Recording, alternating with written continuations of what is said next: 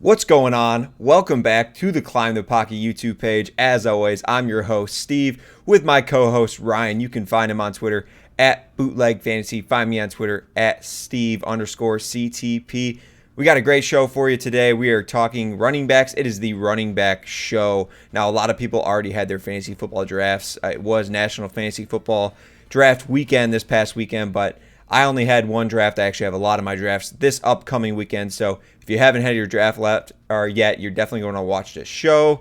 Stay tuned to all of our running back advice. If you have, hey, this is going to be some good information for you regarding some of the running backs you have drafted and just situations, running backs to look out for on the waiver wire, trade targets, stuff like that. We're going to be going through each NFL team and their running back situation, talking crowded backfields, talking sketchy contract situations, talking draft ADP, all of that to help you win your fantasy football draft and throughout the season. Until we get into it, what's going on, Ryan? Well, Steve, we're now on TikTok, so that's a big thing. You know, we're going to be TikTok stars. We have passed 10 followers, so you're going to have to hit the renegade soon. We're going to need to blow up a little bit more. But, you know, we're just trying to give, content on all platforms. And the kids love TikTok these days, fast-hitting, rapid information nuggets. And, we're there. We'll try to give you the best advice we can in the 15 seconds we have allotted. So we're on TikTok. I'm not going to be hitting any dances, but that's a new thing for us. And we're like a little over a week from football. So I'm gassed up.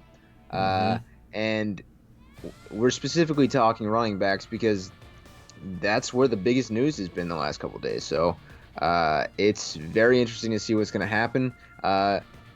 By the time you're watching this on Wednesday, we're recording this Tuesday, there might have been more stuff that we haven't even touched on yet. So don't yell at us. There's a lot going on right now. So I'm really excited to get into the ever ebbing and flowing of the running back world. And, we're going to have to touch on every single team probably. So that's exciting. Yeah, if you have not subbed to the channel yet, you came to the perfect video because it's the perfect time to sub. We're giving away a free Madden 21 code to the council of your choice by subbing to the channel, dropping your favorite player, and dropping your Twitter handle below so we can reach out to you.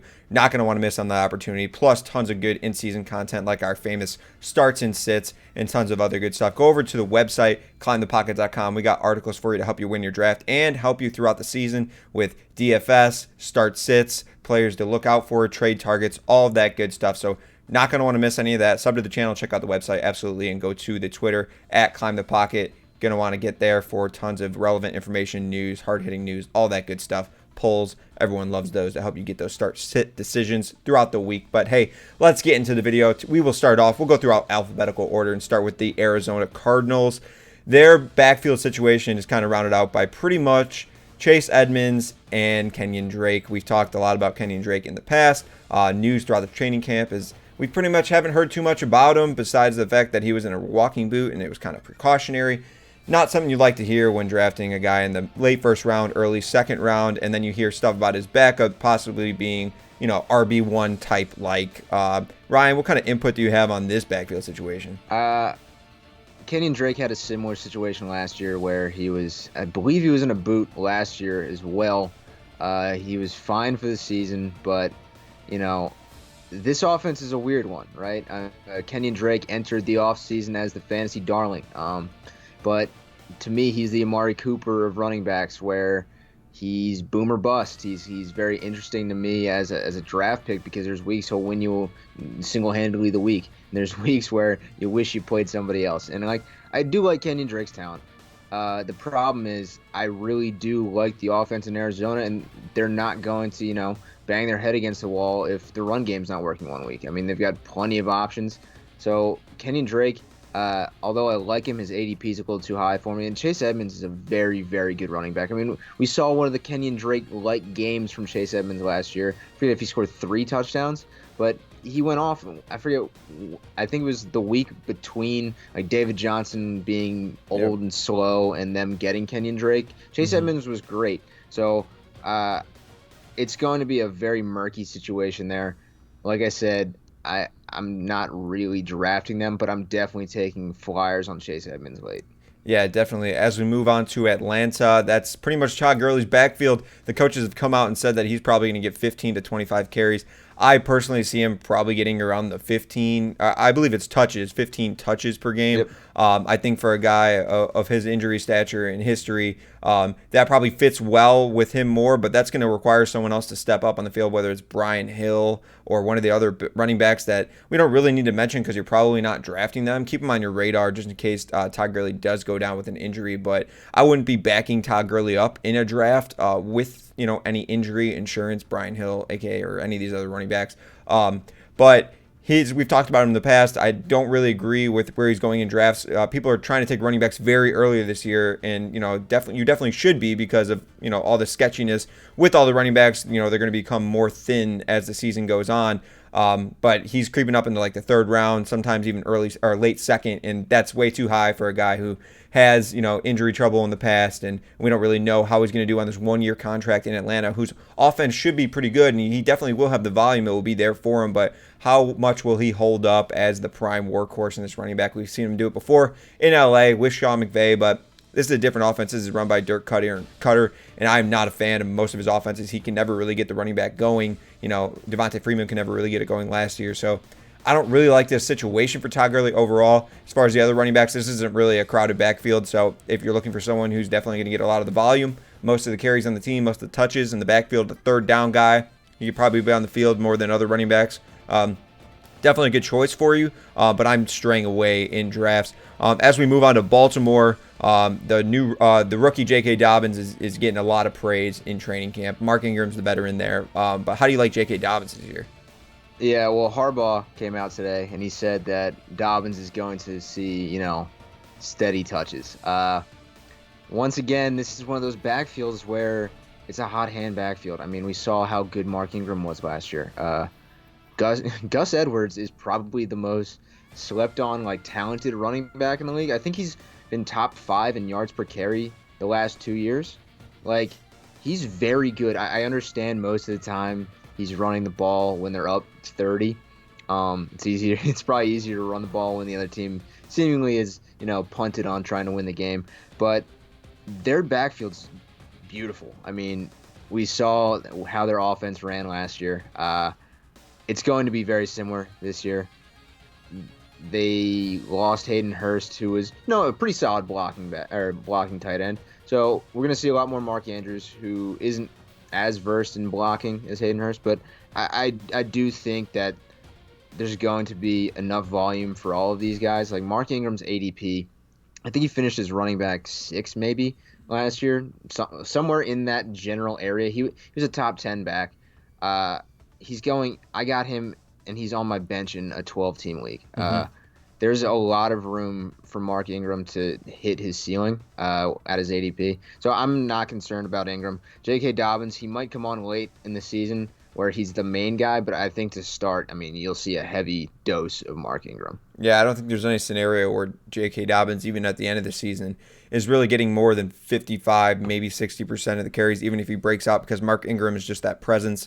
He fits really well with the team. They trust him. He's really good in the red zone, and J.K. Dobbins will definitely he'll have his role in the team, no doubt. But this is a running football team that like to run a lot of different gadget plays, mix it up, run the ball as much as they can, and J.K. Dobbins fits in perfectly with that. Moving into Buffalo on the Bills, Zach Moss, another rookie who has gotten a lot of praise. He takes over the Frank Gore role. I look to see him very involved in the red zone. Devin Singletary, a guy earlier in the offseason that we thought could maybe be a 3-down back, definitely had the skill set, but the team came out, said that we like what he did last year, that kind of role, more of a third-down role, more of a spot guy. And I think that will work for them. I think these two running backs will complement each other pretty well. But that's not good for either running back as far as drafting a workhorse running back. This is going to be a pretty split backfield. I like Zach Moss to target in a lot of my drafts, going around round 9, round 10. Someone that can have a lot of upside if Devin Singletary were to go down or anything like that. I think Zach Moss slides up and becomes a top 15 back in this Buffalo offense, which is definitely going to want to run the ball a lot. They run the ball a lot with Josh Allen. They're not too much of a throwing team, but they have Stephon Diggs that might open things up for the run game. So pretty excited to see what goes on here. I wouldn't find myself drafting Devin Singletary in a lot of drafts because we've talked about it on past shows. His ADP just really isn't sliding as much as it should. We've seen, you just mentioned Mark Ingram. his ADP is sliding a little bit to where he's becoming a bench guy, and Devin Singletary sticking around that 5th, 6th round. And I just don't trust him, getting enough workload each and every week, red zone opportunity, all of that, to have him on my team and in my starting lineup. He might be a bench guy, but you're not going to draft a bench guy in the 5th round. You want a starter right there, a flex starter. So I'm probably staying away from Buffalo Bills unless I take a shot on Zach Moss as maybe my 4th running back in round 9 or 10. I think that'd be a pretty good target. Moving on to Carolina, there's not too much to say here with CMC. I don't really know who the backup is here, but we could pretty much kind of overlook this one or just skip it completely. That's Reggie Bonifon. Okay, there you go. I will not listen. If you think you're ahead of the game drafting Reggie Bonifon to like steal or something from the person who drafted Christian McCaffrey, you're wasting a pick. Christian McCaffrey is going to be the number 1 running back in the NFL again.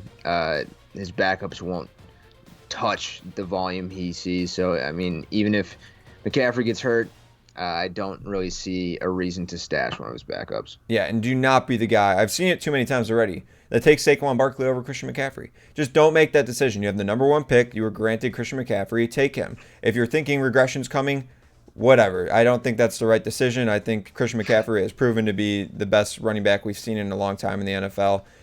And just go with it. Don't overthink it. Saquon Barkley is going to be great, but you got gifted the number 1 pick. Take the guy who's been historic over the last couple of years. So Christian McCaffrey locked in, number 1 overall pick. Go ahead and moving on to the Cincinnati Bengals. We got Joe Mixon. Big news today. Signed a 4-year extension. Very good news. That I think the reason his ADP was slipping to the late 1st round, maybe possibly early 2nd, was because earlier in the offseason, he started to talk about, am I going to play? I kind of want to hold out for a contract. And then we've had news out of training camp that he's been out of practice. And finally, they come after the Alvin Kamara news comes that he might possibly hold out. They go ahead and lock out their guy in Joe Mixon. I think if you haven't drafted yet, you're going to find Joe Mixon around like 7 or 8 overall with the Derrick Henrys, with the Miles Sanders, with those guys right there. And I think I'm pretty excited. I'm actually growing on Joe Burrow in drafts. I think that he could have one of the better rookie seasons for a quarterback. And they'll go really well with a safety blanket and Joe Mixon, who can do it all. Giovanni Bernard is there. I wouldn't draft Giovanni Bernard as any sort of insurance blanket for Joe Mixon. I think Joe Mixon can be on the field for all 3 downs. They don't usually want to do that for whatever reason. I think he definitely has the skill set, but I think this year could be his year where he proves that to keep Giovanni Bernard off the field a little more, because he's going to be very involved in the passing game. I think he's going to have a better touchdown a year for him efficiently in the red zone. What he did at the end of the year last year, he just kind of not broke out, but he proved, to be that guy he was in 2018. He was pretty good in 2018. In 2019, he was kind of stale, but at the end of the year, he definitely picked it up. He was like a top 5 running back. I think he picks right up where he left off on this new kind of revamped system, the 2nd year of Zach Taylor coaching that team. So I'm pretty excited to draft Joe Mixon. Like I said, Giovanni Bernard, not much of a threat, and Rodney Anderson is definitely not in there anymore with the injury. So pretty excited to draft Joe Mixon. So let's go ahead and move on to the Chicago Bears. You can talk about your guy, David Montgomery, and his counterpart, Tariq Cohen. Well, it's when we initially got the news that D-Mont went down, right? It seemed like the worst thing that's ever happened in football history. Like, news was stale. There wasn't a whole lot going around. It sounded like my boy D-Mont just ruptured everything in his lower body. That's luckily not the case. It's a groin strain. Still not great. He's going to be touchy at the beginning of the season if he makes it there. I still like him. I would capitalize on this falling ADP. Just because, once again, the Bears don't have competition really for David Montgomery. Like, I understand Tariq Cohen is a very talented back at what he does, but he's not an every down back. When David Montgomery comes back, he's still RB2 with high RB2 upside. I really do think David Montgomery should take a leap. I know there at the end of the year, there's always those guys where you're like, he started off hurt, he never really got going. Like, yes, that's a possibility, but the fact that volume is there for David Montgomery's taking, that's huge. I mean, that's the biggest part of why people were still drafting Leonard Fournette before he got cut. You know what I mean? The volume is king, especially in fantasy football. I would have put David Montgomery around 200 and I don't know 60 touches, Hmm. and that would have been RB2 territory for me. So depending on how many weeks he misses in the regular season, he's still going to be an RB2 once he comes back. Yeah, and I think Tariq Cohen could probably be a flex guy. He'll probably be a very Yeah, popular in DFS lineups in the first couple weeks for if David sure. Montgomery does miss, but no one I really want to target in my draft. I think a lot of people are targeting him in full PPR leagues, maybe to be a flex start, maybe have that Yeah. 2018 upside he had, but I'm kind of avoiding that. Moving on to the Cleveland Browns, we have Nick Chubb and Kareem Hunt. It's pretty much your basic running back by committee right there. Kareem Yeah. Hunt's going to be very involved in the passing game. He was last year in the final 8 games that he actually did play. Very involved. We've heard talks about him being kind of their third wide receiver, which I actually would really like that role for him. I think he'd have very good PPR value.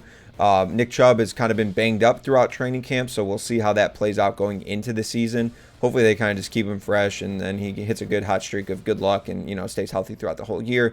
But he's kind of in this zone of running backs at the end of the first round, early second round, with Miles Sanders, with Jacobs, with Kenyon Drake. There's just some question marks regarding some of these guys, and you might end up getting two of those question marks. And personally, I wouldn't want to do that. I'd rather lock up like a Miles Sanders and then like a safety blanket like Julio Jones. But he fits in that role. I like Nick Chubb somewhere around the middle of round 2, but not too much earlier. If Kareem Hunt wasn't there, I think this is a guy that we could all invest in as a top 5 running back.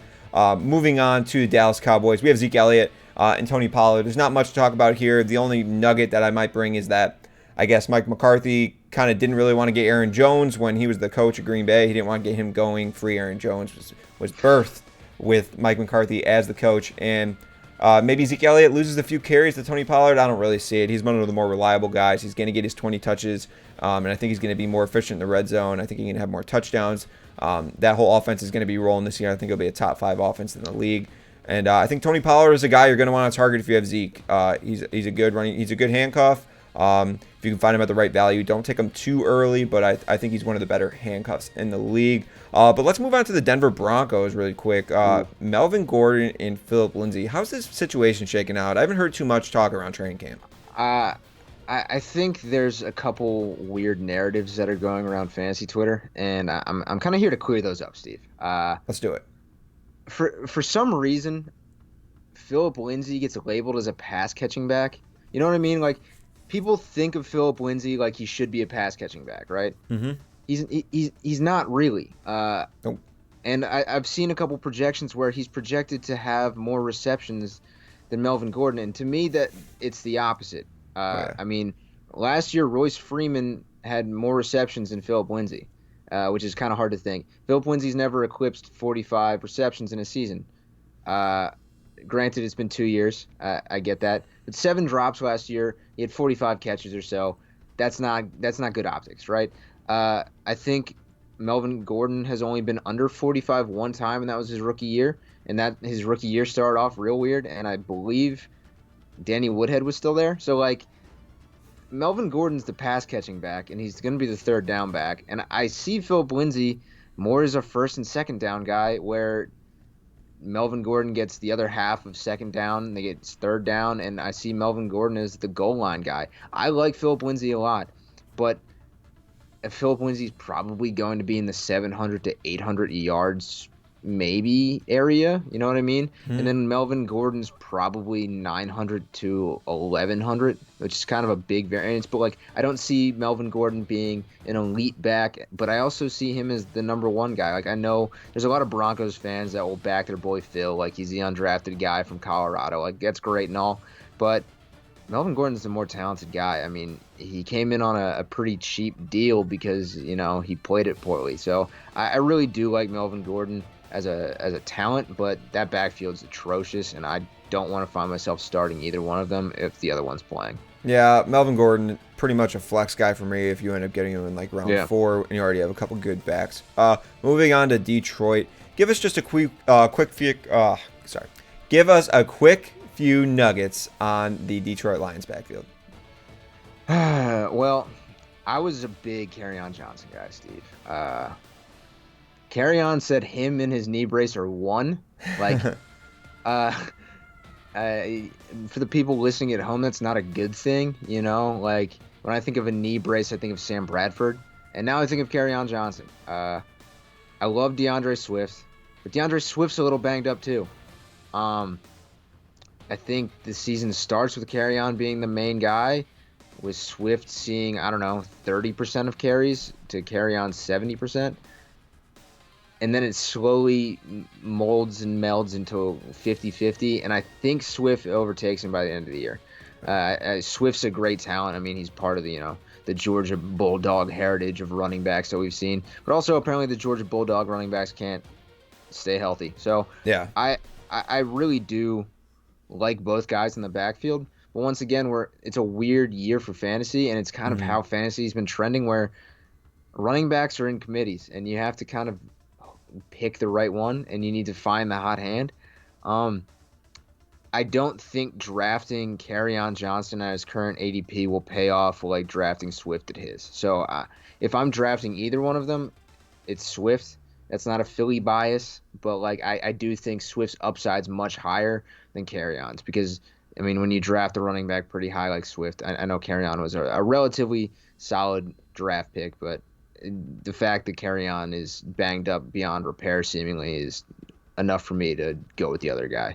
Yeah, I think if they find out Swift is really good, and we all think he will be, I think they'll just run with that because he's just much more reliable, probably health-wise, than Kerryon Johnson. Moving on to the Green Bay Packers, Aaron Jones and A.J. Dillon. I've said it before, I'm a big fan of Aaron Jones this year. I think he's definitely going to regress in the touchdown department, but I don't see why he can't still be involved in the passing game because the Packers did not take any wide receivers in the draft. I think he's really underrated in the passing game, and he's just a big play guy. He's on a contract year. Maybe the Packers drafted A.J. Dillon because they don't want Aaron Jones anymore next year. They don't want to pay him. But I think that's all the reason for Aaron Jones to ball out. I think they're going to continue to do what they did last year, use Aaron Jones. I think Matt LaFleur knows what he has in the weapon. I think A.J. Dillon will definitely be involved. But I don't really see him eating into too many of Aaron Jones' carries or touches.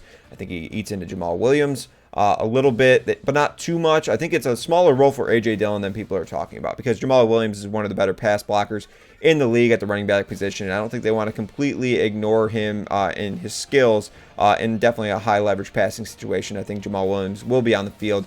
A.J. Dillon may vulture a few touchdowns, which I think everyone's already projecting when they regress Aaron Jones' touchdown. But Aaron Jones has been one of the more efficient backs in the league over the past couple of years, and I don't think that just changes. I think if you're an efficient back, like you mentioned, Gus Edwards, I think you're an efficient back, and I think he's going to average 5 yards a carry, and it's going to happen, and he's going to have 12 to 13 touchdowns, and that's a really good fantasy football running back right there. So I'm a huge Aaron Jones guy. I don't think I'd take him in early round 2, but if he's there at the end of round 2, I'll definitely jump on him. I'm pretty excited about their offense because of their commitment to the run game, and Aaron Rodgers' commitment to winning, and running definitely helped them last year. So moving on to the Houston Texans, we have David Johnson and Duke Johnson, the Johnson Bros. Not too much here besides the fact that I don't want David Johnson. We talked about it in our off our draft board players.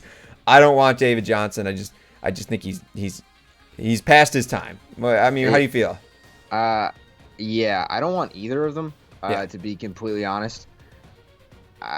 David Johnson looks like a shell of himself, and like you can't really call him a one-hit wonder, because I mean he was pretty solid the year after his breakout season, but there's a lot of tread on the tires seemingly, and he didn't look good to me. I'm not taking a risk on him in the 4th and 5th rounds, essentially, maybe even earlier. I've seen people are desperate for running backs. I'm not taking David Johnson. Like, he's in. I understand he's in the group with Lev Bell and Todd Gurley. I'm taking Todd Gurley 10 times out of 10 over David Johnson.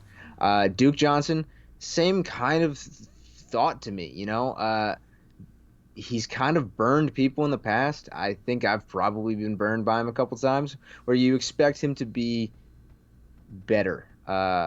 Like last year, he was going really early because Lamar Miller got hurt early. And, Duke Johnson was supposed to step into a decent role. Carlos Hyde came in, the history. But Duke Johnson just never seemingly takes the next step for me.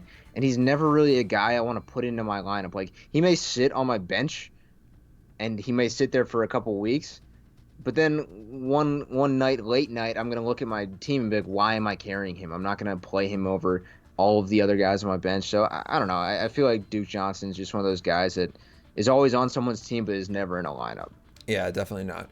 Moving on to Indianapolis, we have Jonathan Taylor, the rookie, and we have Marlon Mack. And we have Naeem Hines, Yep. a guy that's going to be probably pretty good with Phillip Rivers, a guy who likes to dump the ball off. He might possibly have the Austin Eckler role. But the main competition that everyone's paying attention to is Marlon Mack and Jonathan Taylor. And Jonathan Taylor certainly has the talent to take over that role and be the 3-down back, or at least first and second down, pretty firmly. But how hard will Marlon Mack hold on? I think he'll open the season as the starter, and how well he performs, I think, will definitely dictate how much Jonathan Taylor gets on the field. We haven't heard the same exact talks like we've heard from Ravens camp about J.K. Dobbins as far as having a prominent role, because I think the team wants Marlon Mack to be involved, and I think they like him as a player and a good fit for the team. But ultimately, I think Jonathan Taylor will win the role as far as the majority of the carries when it comes to between Marlon Mack and Jonathan Taylor by the end of the year. But how soon is that, and how much are you willing to invest in a round 3 or 4 pick for Jonathan Taylor? I think there's a little too much risk for that for me. If he was a little later, he'd be going around the Swift range or so. I think I'd be a lot more comfortable taking that risk. But for me, Jonathan Taylor's kind of slightly off my draft board. I love him in Dynasty. I love him in a best ball. But redraft, kind of swaying away. Let's move on to Jacksonville. And this is where all the news was this week. When Leonard Fournette was cut by the team, no one wanted to trade for him. No one wanted to take on his salary. And the team is moving on with Raquel Armstead and what's the guy's first name? Ozigbo? Or I can't say it. I was hoping you would. Yeah, I think his last name is Ozigbo. But Yeah. Raquel Armstead has not been in camp. He was on the COVID list. He has not been in camp. And they cut Leonard Fournette. So they must like one of these other guys on the roster, or they like Raquel Armstead. Raquel Armstead is a pretty underrated pass catcher, and we saw a lot of pass catcher from Leonard Fournette last year. So maybe Armstead can handle a lot of the load. How willing are you to draft Raquel Armstead early in drafts, round 6, round 7? If you're playing with some good fantasy football experts, he's probably moving way up the board. And I don't know if I'm willing to invest in something that we just know nothing about so close to the season. Unfortunately, my only draft this year, I did draft Leonard Fournette 12 hours before the news came out, and I'm hoping he signs with someone, but there's really not too many good landing spots in the NFL to where he's going to see the same volume that he was going to see in Jacksonville. And with a guy like Leonard Fournette, that's what he needs, is volume. Other than that, he's probably going to be going, if you want to take a risk on him, probably the teens, probably 11, 12, 13. And even then, it just seems weird if he doesn't have a team to draft someone that's going to be on your bench, might not find a team, might not find a great role. So I'm pretty much avoiding players in this backfield unless you want to take a shot on a Zigbo like super later. Maybe he's the guy. So we'll wait and see on that one. Moving on to Kansas City. We'll touch on this one shortly. Clyde Edwards-Helaire is becoming, as a rookie, one of the more safer picks in the first round. I'm not really too invested in having him in a lot of my drafts, but hey, like I said, there's questions around Alvin Kamara. There's questions around Dalvin Cook. There's not really any questions around Clyde Edwards-Helaire. He moves into kind of that Kareem Hunt role a few years ago as a rookie with not much competition in the backfield. I know you mentioned DeAndre Washington. They have Darrell Williams, the other D. Williams. I don't think any of these guys cut into Clyde Edwards-Helaire's workload. I think he's going to receive a majority of the carries. I know you're itching to talk. I want to move on because I really don't think there's much here as far as drafting other guys. I think you're pretty safe with Clyde around pick around 6, 7. Listen, Go Steve, ahead, get in here. I was getting some flack for my DeAndre Washington take. Look, I know we're not going to talk about it. We're not going to talk about how DeAndre Washington, has played with, Pat Mahomes already. But Leonard Fournette's out there. And Stop. It's not beyond reason that Leonard Fournette goes to the Chiefs. It's really not. If you think about it, Andy Reid, I know Kareem Hunt he's an anomaly in Andy Reid's tenure as a head coach. Kareem Hunt is what everyone's comparing Clyde Edwards-Helaire to, and that's the issue. The issue is, as of now, there's no one in the backfield, and that's how it was for Kareem Hunt. Notable running backs that had guys that were in front of them, essentially, under Andy Reid, was Sean McCoy, had Brian Westbrook. Brian Westbrook had Carell Buckhalter.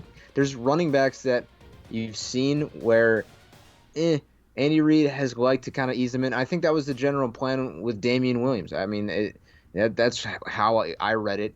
and I wouldn't be shocked if they bring in a running back. But as of right now, Clyde Edwards-Helaire is definitely a solid first-round pick.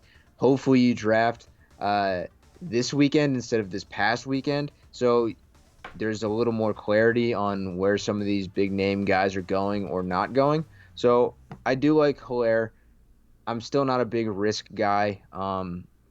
As a rookie running back, it's tough for me to take him, but I understand taking him, and I mean the volume's going to be there. I'm projecting him as running back 7, so I completely get it.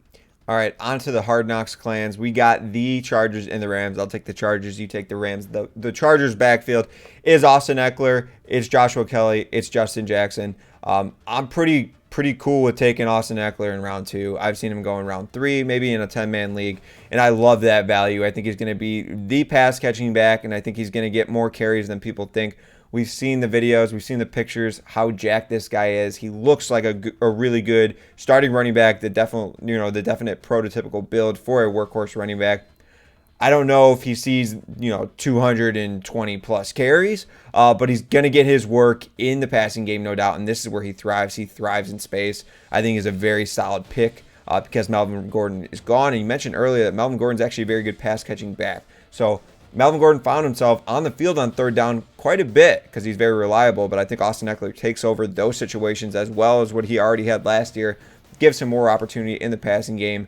Love Austin Eckler this year. As far as those other guys, Justin Jackson, Joshua Kelly, I would have to take Joshua Kelly as one of my favorites. I think he's a likable guy from what I've seen. I think the team really likes him. Both these guys are kind of just dart throws later on in drafts, so take which one you want. Take them in the last couple of rounds. And if you want a handcuffed Austin Eckler, or if you just want a guy who, hey, might get 50% of the workload, might get most of the carries on the team. Melvin Gordon's gone. There's a lot of carries to be picked up by a running back, so one of those guys is going to have it, but take your best guess. Go ahead and have fun with that. Moving on to the Rams, we have quite a busy backfield here. Yeah. So on our lads is the unofficial depth chart place where I like to, see what the teams have, and they've got Malcolm Brown listed as the 1. They've got Darrell Henderson listed as the 2. They got Cam Akers listed as the 3. Malcolm Brown is a safe running back who stepped in, and he was fine when Todd Gurley wasn't 100% and ready to go. Fine. Henderson he's out of camp right now. He's got a finicky hamstring is what Sean McVay called it, but McVay's not ready to rule him out for week 1. So immediately Cam Akers is running back 2 there. I think Cam Akers runs away with the job eventually, where Malcolm Brown will just be like the solid veteran type running back where he gets, some carries in the fourth quarter, but Cam Akers is the guy that they're looking to make plays. It's a tough backfield to read.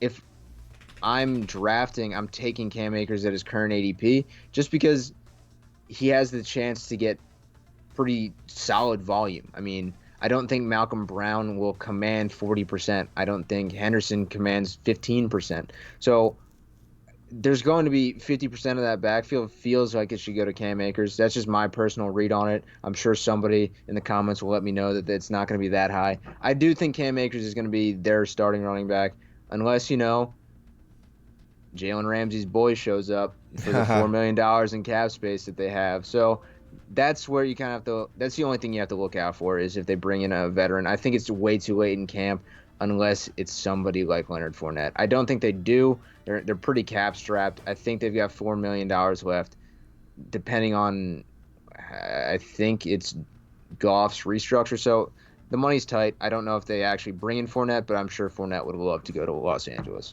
Hey, we're moving on to the Miami Dolphins, and your guy Matt Breida is on the team, and my not guy, Jordan Howard, is on the team. And I think this is pretty much the definition of a 50-50 split. I think each of these guys are going to have their own games, and guessing which game is the game is going to be pretty tough. I don't want to add much more than that. The fact that, hey, take your shot. Both these guys are going around round 9, round 8, round 10.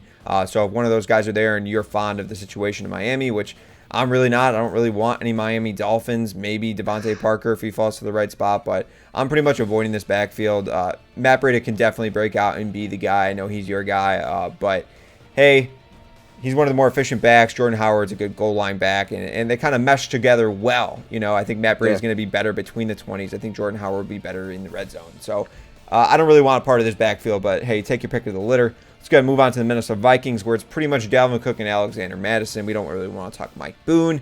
But hey, Dalvin Cook, still nothing really contract-wise. There's still we don't really know exactly what's going to happen, but hey, we're a week away from football, and as far as I know, he's playing. So I'm a handcuff guy, and Alex Madison is a handcuff that you're going to want to go for if you have Dalvin Cook, especially if you haven't drafted yet.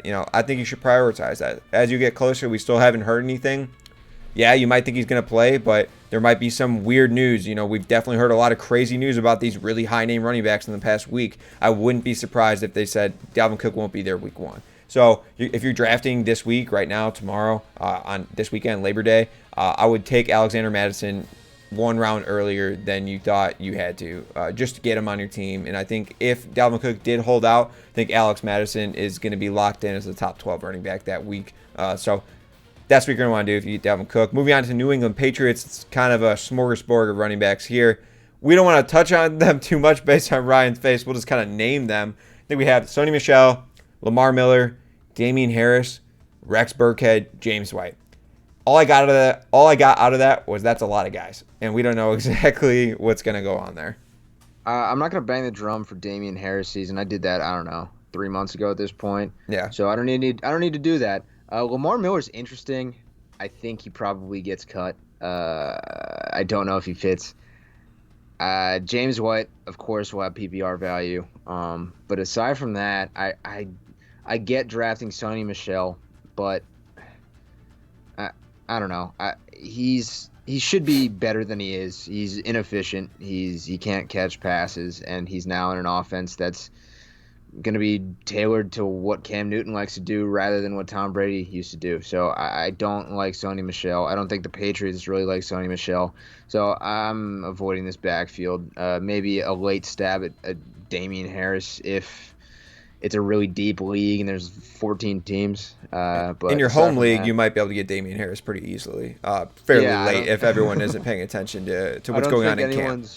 I don't think anyone is drafted. I think when we did the video, he was like ADP like 304. Like he's probably at the back end of drafts, and maybe use your last round pick on Damian Harris because you don't want to have to fight somebody on the waiver wire week 1. Aside from that, it's a tough read on a backfield. There's not one player on the Patriots that doesn't have a question mark right behind him. So sure. I'll just say that. New Orleans Saints, we have Alvin Kamara and we have Latavius Murray. This pretty much mimics, now that we heard the news that Kamara wants a new contract, this mimics the news of the Dalvin Cook, Alexander Madison situation. If you already drafted Kamara, I feel bad for you if you don't have Latavius Murray. I've talked about Latavius Murray as a very good handcuff to grab in round 8, round 9. Also a guy that has standalone value on some weeks. So if you have both those guys, I think you're in good shape. If Kamara does hold out, I think you're going to want to prioritize getting Latavius Murray for sure. But I think Kamara, he ends up playing. Some news came out after the original news saying, that he hasn't been on practice for the 3rd day straight, which, by the way, why didn't we hear anything about the first day or the second day? We're hearing it on day 3. So I feel bad for anyone that drafted on Sunday or Saturday and he wasn't practicing. But hey, I think he's going to play. There's not much going for him as far as holding out with all the rules that the NFL has in place as far as him getting fined, not accruing, a whole league of eligibility for free agency. I don't think there's a lot going for him. Certainly he should get paid, but if he holds out, he's going to have to play in the same situation next year, and I don't think he ends up doing that. So I think he's still a safe pick in the first round. Moving on, we got the New York Giants. We're at Saquon Barkley's show, and that's pretty much it. I don't think there's much to go on here. They have Deion Lewis. Yeah, I don't want to talk about him. We don't even have to talk about him. He's there. We mentioned him. We gave him his due diligence. He's good. He's a good running back. That's about it. Yeah, with Saquon, you're going to draft him early, and I think you're going to like him at the his whole season's worth of points. Definitely, he has a tough schedule to start out. So you might be kind of disappointed with your second round or second pick overall. But I think he's going to pick it up, and I think he definitely has a shot to be the number 1 overall running back. This guy's super uber talented. He's got Daniel Jones on his second year, and I think he's going to lead the team to a better offense. I think the defense is still crummy, and I think that Saquon Barkley is a good pass catcher out of the backfield, and I think he can definitely provide third down value, first and second down, absolutely. And I think there's no way if he's healthy the whole season that he doesn't finish as a top 3 or 4 running backs. So getting him at number 2, certainly a wise investment for you, and I'm excited to watch him this year. Moving on to the New York Jets, the Adam Gase offense. Le'Veon Bell, I don't think I'll own him on any of my teams. That is my opinion right there. But they bring in Frank Gore, of course. And, of course, there's our news about Frank Gore being great. They love him, of course. No good news about Le'Veon Bell. Le'Veon Bell has to post his own good news. Pictures of his body on the internet and stuff. That's what he needs because the team, and Adam Gase especially, does not want to say anything good about him. They're going to give him the touches because the ownership wanted to give him a bunch of money to come there, and Adam Gase clearly does not like him. Dude, I won't find myself drafting him. I hate Adam Gase. As somebody how who is watched, he a coach? How?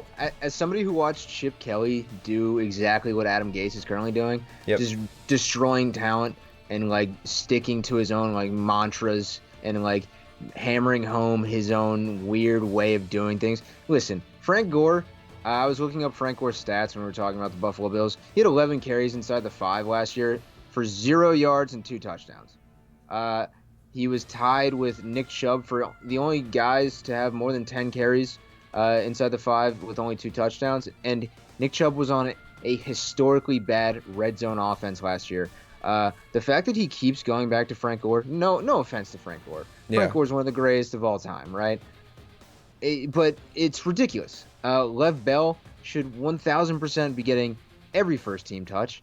Frank Gore, he's over the hill. Like he's doing, like he's just playing because he loves the game. He's not more talented than Lev Bell. The fact that they traded for Balaj, who failed his physical after getting cut, is unbelievable. Like the fact that they think that was a good move when they could have had him for free because no one else would have signed him because he averaged what? I don't know, a yard point. What was it, like 1.7 yards a carry? Like, he's not a good running back. Don't trade picks for him. Like, that running back situation's a joke, and I feel bad for Lev Bell at this point. They're throwing tomatoes in his face, like straight in him. And honestly, they revamped the offensive line, but not really. They got younger, but they got all new guys. Like in a shortened season where they have limited practices, I don't think that's an upgrade. Even if you got better players, it's not necessarily an upgrade from the bad offensive line last season because there's no unity there. It's going to take plenty of weeks for them to gain unity, become a better offensive line, and everyone knows the offensive line runs the team. So honestly, Le'Veon Bell off my draft board. I don't even know if we mentioned him on last week's video, but he should have been off my draft board for sure. Let's move on to the Oakland Raiders, where Josh Jacobs is going to be the workhorse there, but there's kind of a lot going on there as far as Jalen Richard, Lynn Bowden. They bring in Theo Riddick all randomly. I don't really get it. They clearly do not want Josh Jacobs to handle the pass game, even though they talk him up a little bit that he's going to be more involved. I don't really see it. I still see. I'm pretty comfortable with Josh Jacobs still in the end of round 1 or beginning of round 2. I think he's going to have tons of touches and in an offense that should be better, led by a great quarterback in Derek Carr. Let's move on. Philadelphia Eagles, your boy Miles Sanders and Boston Scott lead the way. Disgusting. No, we're not going back. We're not going back. Talk about your. Hey, you got 1 minute for your Philly boys. You want to waste it right now? You want to waste it right now? I'm not going to waste my time, Steve. But you knew exactly what you're doing, and that's disgusting. It's a disgusting act by Randy Moss. So all I'm saying is Miles Sanders is going to be fine. He's nursing a hammy. It's no big deal. He's going to be ready for week 1. Peterson talked about it today. Not a big issue. The issue here with this offense, right, Steve? The offensive line is falling apart at the seams. We lost Andre Dillard, who's going to be the left tackle of the future. He tore his bicep. I feel like I sometimes do that in my basement doing, some preacher curls. That's neither here nor there. We lost Brandon Brooks, all-pro guard. We signed Jason Peters to replace him. Jason Peters was our left tackle last year. We wanted to move Jason Peters back to left tackle. He wants more money. Like, put that in your contract beforehand. Like, that's something that's on your agent. That's neither here nor there. Man, the team's falling down, and he says, "I'm not lifting you guys back up for a price." That's what he said, which is disgusting. Like, they've brought this guy back like 4 times. Where I've been like, maybe they're not going to bring him back this year. Like, it's a year after 2017. I didn't think he was ever going to come back. I thought he was done, and he's still here. It's going to be 2021 at the end of the season. Like, it's crazy. The thing is, I still like Miles Sanders in that hodgepodge group of running backs, where it's like, Jacobs, Eckler, those guys. I still like him. If he's your guy, you take him. Yeah. I think he's going to be featured in the offense Boston Scott, fun guy. He's a fun little change of pace back where he looked Cool great name. against. Yeah, it's a great name. He looked great against the Giants when Miles Sanders and Jordan Howard were banged up. Awesome. The Giants were terrible. But everyone harps back on that game that like Miles Sanders is going to lose touches to Boston Scott. I like Nah. Boston Scott, but it's not going to happen. I think Jordan Howard. I think Miles Sanders is going to see 75% of touches from the backfield. I feel pretty confident in that. He's Yeah. going to be an RB1. So Miles Sanders. I'm not that concerned. It's just that offensive line, man. Yeah. Moving on to the Pittsburgh Steelers, we have James Conner. We have Benny Snell. We have who's the rookie? McFarland. Yeah, Anthony McFarland. This is a weird, sketchy backfield. Obviously, James Conner has injury history attached to him. I don't think the team is in love with the rookie. There's new hype about Benny Snell coming out, saying he's a completely different player. I don't really think that sways where I draft James Conner. I think he's still going to be the guy. He obviously has a contract situation next year, so he's definitely going to want to stay healthy. He's going to want to have a great season. We've seen him do it in the past. I don't see the Steelers bringing in a guy like Leonard Fournette. As we pass these teams, we will just talk about if Leonard Fournette fits in or not. But I think he would fit on that team, but I do not see the Steelers making that kind of move, and I think most people would agree with that. So I think I'm comfortable taking James Conner if he ends up being my third running back, a guy with huge upside because we've seen him do it in the past, but definitely just needs to stay on the field. As far as the guys backing him up, I'll probably stay away and just pay attention to the waiver wire. It's not a team I really want to handcuff. So let's go ahead and move on to the San Francisco 49ers, one of the best rushing offenses in the league. We have Raheem Mostert. We have Jerick McKinnon. We have Tevin Coleman. We all think that Raheem Mostert's going to get his. How do you feel about these other guys behind him? Here's the thing. They're all getting paid the same. They're all getting paid the same amount of money. So that's interesting. McKinnon was paid first. Then it was Coleman. And now that they redid Mostert's contract, I like Mostert, right? And he was very, very effective. Their offense is great for running the ball. There's value in all these guys, right? The problem is I don't like Mostert's creeping into RB2 flex area if you go with a wide receiver or two. So it's tough for me to say I feel supremely confident with Mostert at this point. Just because I've heard some good things about McKinnon in camp. It sounds like he's looking pretty solid, and I think that's what they signed him. They signed him to be their number one guy. They have Jeff Wilson still. There's a lot of backs there. It's a committee. I mean, you can't rely on one of these guys. You kind of need to have one or two of them on your bench.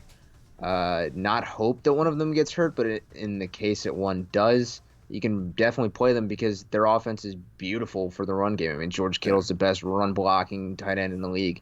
So I like the talents. I don't like them for fantasy. Really. They are the definition of a committee, and it works very well for them. So draft them how you please. I'll probably stay away from most of them in my drafts. Moving on to the Seattle Seahawks, we have Chris Carson, we have Rashad Penny, and there's not much more there. Rashad Penny's injured. Go ahead. They got Carlos Hyde. Yeah, let's bring in Carlos Hyde. Sure, we got to talk about Carlos Hyde. But Chris Carson comes out today and says he's 100%. He's healthy. And I love that because I think Chris Carson is one of the better values in drafts. You're getting him at the end of round 3, early round 4.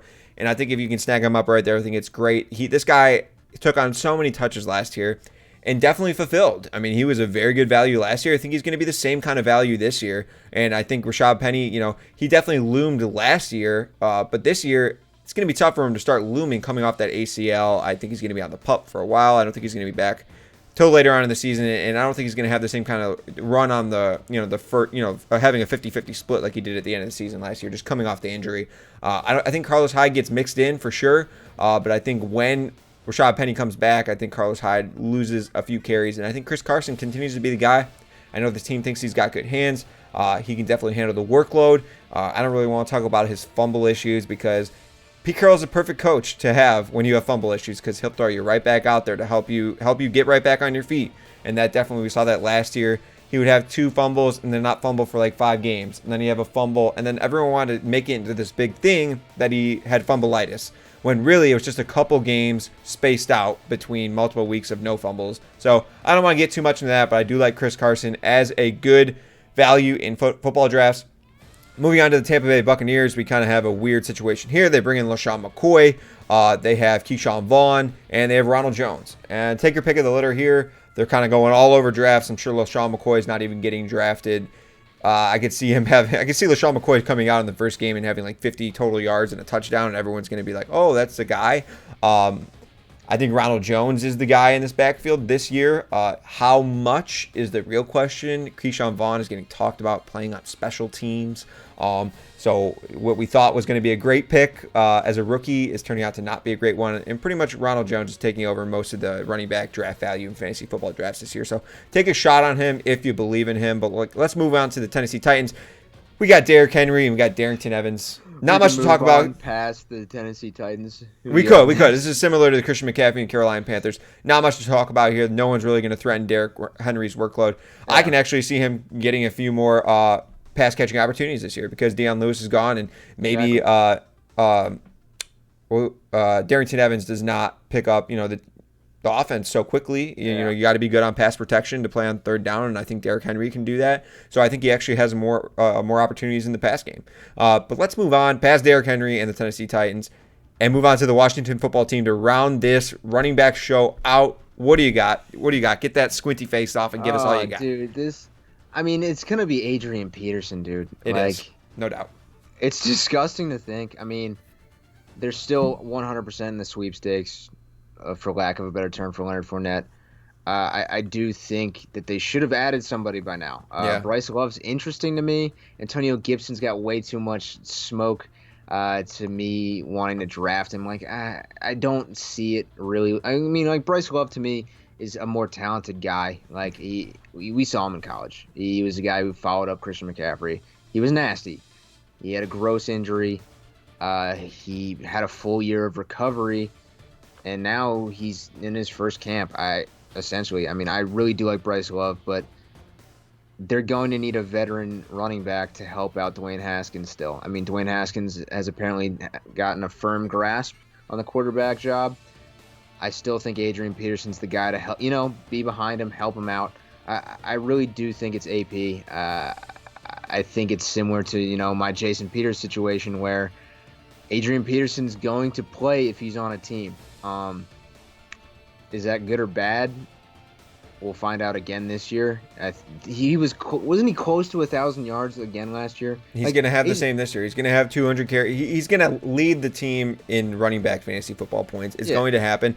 And honestly, as an Adrian Peterson fan, I want to see him do well, and I think it's going to happen. Last year he had 211 carries for 898 yards. He's going to be around there again. You know what I mean? I think he's just trying to fight off Frank Gore to see who retires first. And, Adrian Peterson doesn't seem like a guy to, lose one of those kind of deals. So I think it's Adrian Peterson. I think he sees, around 800 yards. Nothing to write home about. Hey, well, you made it through every single NFL's running back situation. We hopefully we helped you out going into your fantasy football draft. Help you better understand the backfield, which ones are crowded, what are the situations like, which ones are good values in fantasy football drafts. But hey, which ones should you look out for on your waiver wire? The first run of waivers I'm sure has already happened in your league if you already drafted, and that's exciting. But I kind of don't really condone it. I think you should kind of sit with the team you drafted unless you had Leonard Fournette and Ryquell Armstead was on the waiver wire or a Zigbo, someone like that. I don't think you should be doing too much, but hey, that's the situation for every NFL team's running back backfield. Thanks for sticking around. If you have not done so already, sub to the channel. We really appreciate it. Next week, we will start Battle in the Trenches. Start sits, week 1. Our bread and butter, it's back. We're going to help you every single week start your optimum lineup. You're not going to want to miss it. Sub now. Ring the bell so you can get that notification when our start sits are available. And go over to climbthepocket.com. You can find our rankings every single week to help you start your fantasy football lineup. If you don't check out the video, you can go over to the website. Definitely get those rankings there. Makes sense. Follow us on our Twitter handles are right there. We'll give you tons of news updates. Ryan is super involved on Twitter. He will help you out. We'll answer every single question. DM us on Twitter. Drop a comment. Any single question you want, we will get to every single one. But until next time, thanks for coming by.